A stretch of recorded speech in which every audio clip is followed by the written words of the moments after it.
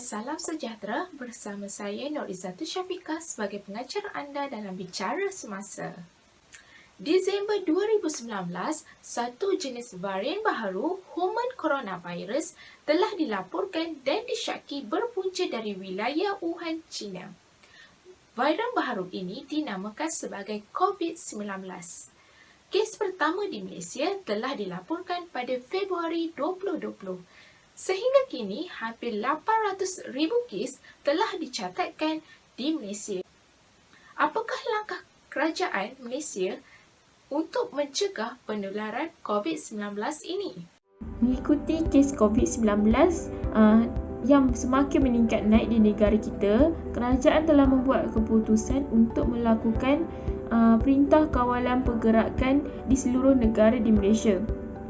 Tindakan ini diambil kerana kes COVID-19 yang semakin meningkat naik yang hampir mencecah 9,000 kes.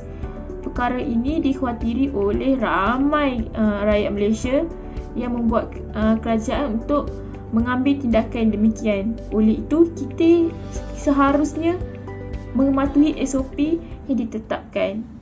Mari kita mendengar pandangan rakyat mengenai langkah yang telah dilaksanakan oleh kerajaan dari Cik Faikah.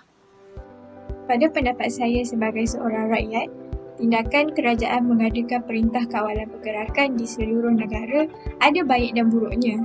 Sesetengah rakyat tidak bersetuju dengan idea tersebut atas alasan ianya hanya akan mengganggu pergerakan rakyat dalam melakukan rutin harian dan mencari rezeki.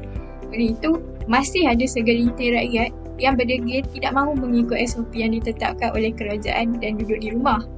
Namun begitu, sebahagian besar daripada rakyat juga sangat menyokong idea ini kerana ianya satu usaha yang baik untuk mengelakkan wabak COVID ini daripada tersebar. Mari kita lihat simptom-simptom kepada penyakit COVID-19 ini. Berdasarkan apa yang saya tahu, simptom COVID-19 ini ada banyak, tapi terdapat 3 simptom penting yang perlu kita ketahui, iaitu sesama, demam dan batuk yang berpanjangan. Simptom-simptom lain adalah seperti kelusuan pada badan, cik birit, muntah dan kesukaran untuk bernafas. Oleh itu, jika terdapat simptom ini pada diri kita, kita perlulah segera berjumpa dengan doktor untuk mendapatkan rawatan lanjut.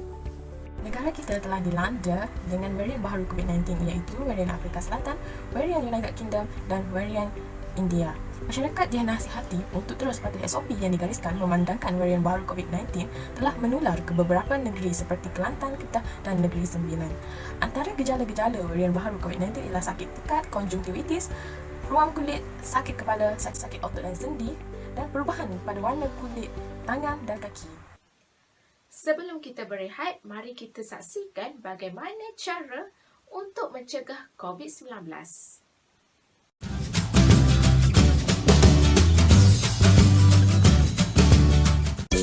Bersihkan tangan dengan kerap, gunakan sabun dan air ataupun sanitasi tangan berasaskan alkohol. Pakai pelitup muka sekiranya penjarakan fizikal tidak dapat dilakukan. Kekalkan jarak yang selamat daripada sesiapa yang batuk atau bersin. Elakkan berada di kawasan orang ramai. Jangan sentuh mata, hidung dan mulut anda.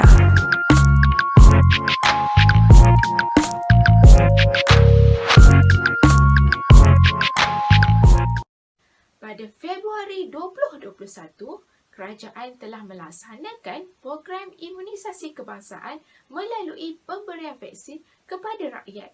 Mari kita mendengar pandangan Dr. Erin. Assalamualaikum, saya Dr. Erin. Vaksin mengandungi antigen yang diperolehi dari sebahagian atau keseluruhan struktur virus atau bakteria yang telah dimatikan atau dilemahkan. Antigen dalam vaksin berfungsi untuk merangsang sistem lawan jangkitan tubuh membentuk imuniti terhadap jangkitan penyakit khusus. Pada hari ini, kebanyakan vaksin adalah dalam bentuk kombinasi iaitu beberapa jenis vaksin digabungkan dalam satu suntikan agar kanak-kanak mendapat perlindungan terhadap beberapa jenis penyakit dengan hanya satu suntikan.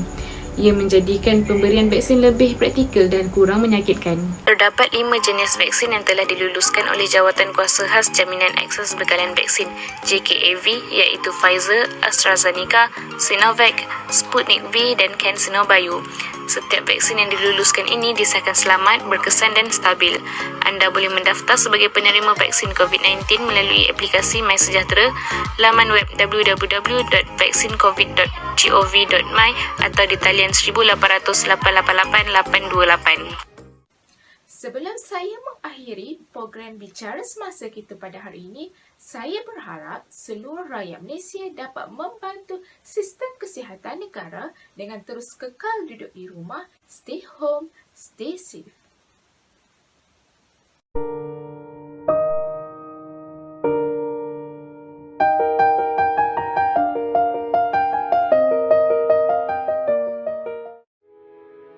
Don't tell me you're fine, 'cause I know you're not.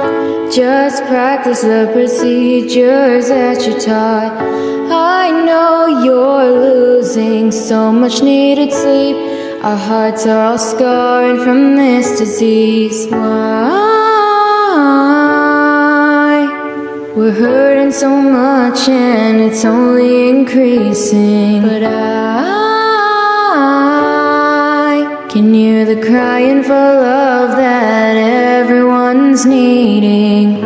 Don't worry, don't stress, it will be okay. We can sort through this mess, 'cause it's never